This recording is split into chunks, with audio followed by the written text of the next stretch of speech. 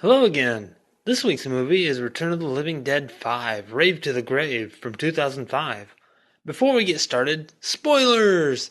Return of the Living Dead 5 is a sequel to Return of the Living Dead 4, Necropolis. Both were filmed simultaneously though near the Chernobyl nuclear power station. But enough of the history, on with the movie. We begin our movie with Charlie, who's found some buyers for a canister of Trioxin 5, the chemical responsible for the living dead. The buyers don't want to take Charlie's word for the authenticity of it, though, so they have a guy at the meeting site with some corpses to prove it's the real deal. Charlie tries to explain to them that it might take a few minutes to take effect, but the buyers tell him to hurry up. He administers some of the chemical on the first corpse, and before 10 seconds have passed, they're griping about how long it's taking. Dude, he told you it would take a minute. So they try it on a couple more corpses, and the stuff finally works, leaving everyone dead afterwards, except Aldo and Gino, two of the buyers. Anyway, the next scene starts out at a college and cheerleaders! Yay! Also, we meet Julian, who finds out about his Uncle Charlie's death. We also meet Jenny, his girlfriend. This scene could be a lot funnier in an alternate world aware of zombie existence. Julian's friend comes up to him. "What's wrong, man?" And Julian replies, "My stupid uncle got bit by a zombie. He just couldn't leave the necrophilia alone."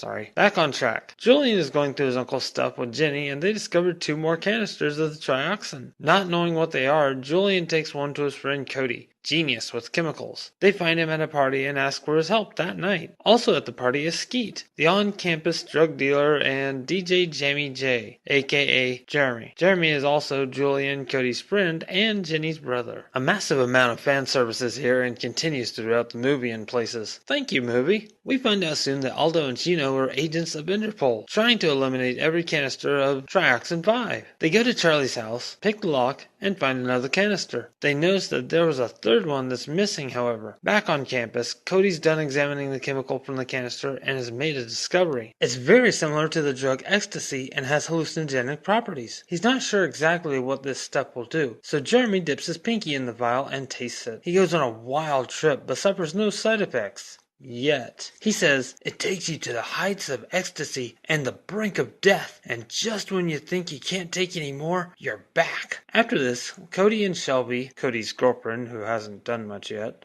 are ecstatic. They want to deal this stuff out as a drug. Julian is opposed to this, so Cody lies. He says he'll do the right thing, pack it all up tomorrow, and bring it back to Julian's. But he starts synthesizing the pills as soon as Julian's gone. Working with Skeet, the drug spreads around campus fast. It's known as Z, because of how you look when you're on it. The next day, Julian finds out what's happened and goes to confront Cody. Meanwhile, Skeet is selling some Z to a guy named Chucky and his 2 frat brothers. They misused the Z. The 2 frat brothers turn full zombie, and Chucky runs for his life. On another part of the campus, Julian and Jenny catch Cody in the act of making Z and tell him to hand over all he has so they can get rid of it along with the canister. He does, and they leave. Jenny takes everything to the genetics lab to test it further on lab rats. Meanwhile, Chucky's still running for his life, leading the zombies past a girl who gets scratched by one and eventually turns, biting her boyfriend's head off afterwards. At the genetics lab, Jenny tests the drug on several lab rats. Here we meet Brett, the vegetarian, who protests when his favorite rat, Mr. Stinky,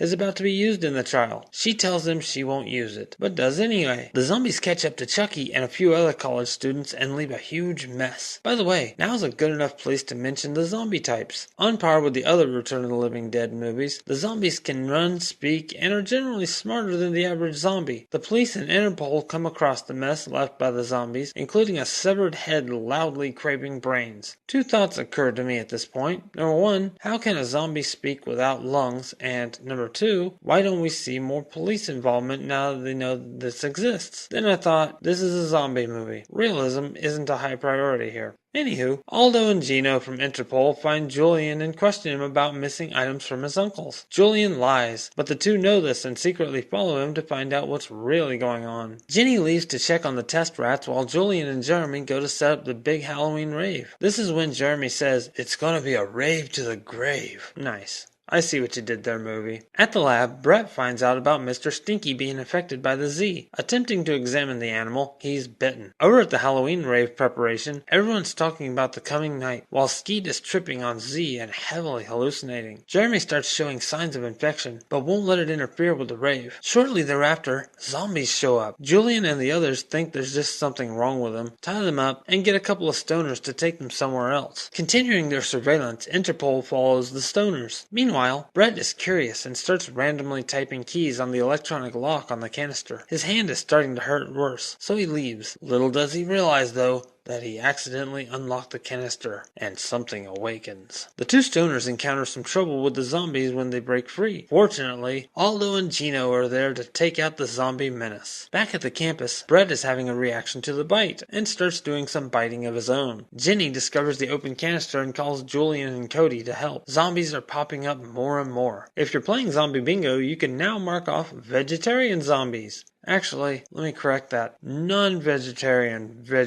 zombies. This movie has a few other nice additions to the game, but that'll come later. Julian and Cody arrive to help Jenny, but they all encounter zombies, including Pizza Guy Zombie. This one is still very dedicated to his job. He doesn't drop the pizza box all through the fight. An axe to the head does, though. On the football field, the cheerleaders are practicing their routine when someone running for his life leads zombies straight to them. Oh no, not the cheerleaders! Won't somebody save them? Zombies can't resist cheerleaders. Fortunately, Interpol is there and they open fire. Unfortunately, they have about the accuracy of stormtroopers and end up shooting the cheerleaders too. In the genetics lab, the zombies are down. Thinking they can breathe for a moment, Julian and the other two quickly find out otherwise as they finally find out what came from the canister. By this time, Aldo and Gino have made their way there and rescue them. Fortunately, nobody was in the way to be shot accidentally this time. Those poor cheerleaders. The canister zombie was never dealt a headshot and wanders off somewhere afterward. After examining the canister, Aldo tells the kids that they're to forget everything they've seen. Cody reveals it's not over yet because Skeet still had a lot of Z on him and has been dealing this whole time. Meanwhile, people are pouring into the rave from all over, and we find out where the canister zombie went to. The rave is in full swing. Everyone's doing Z, and Jeremy's still turning zombie. But help is on the way. Julian, Jenny, Cody, and Interpol want to stop everyone from turning. The 5 get to the rave, get armed, the 3 college students are instructed to aim for the head, and time is of the essence. Wait! Julian and the other two tell Aldo and Gino they can't go in there with their suits on. They'll scare everyone. They have to find costumes. They do. But really? Would it really scare anyone at the Halloween rave? Everyone's in costume anyway. It's 2005. Men in Black came out in 97. They could easily pass it off. They're dressed exactly the same. No one's yelling police or anything. Keep telling myself it's a zombie movie. Realism isn't its selling point. So anyway, they go in. Some of the main characters don't make it. More fan service and more zombie bingo. Clowns, topless, and disco. Interpol tries to contact their people for help, but are informed the Americans have already been contacted because they've dealt with this before. A helicopter comes in and starts firing into the crowd. This is followed soon after by a missile that drops everyone out in the open. Only 3 survive this and decide to leave before the military arrives. As the movie wraps up, we find out there's one more survivor. The end. Roll credits. And speaking of credits, nice Power Man 5000 song played along with them. I like this movie a lot. It kept me interested and had a lot of fun stuff and humor along the way. I have a new rating system now, by the way, and I give this one an 8 out of 10. Also, I'm toying with the idea of going only to video because I don't think anyone reads this anymore. If you can help me out and comment below, that would be awesome. Thank you, and remember, be safe, be smart, be ready.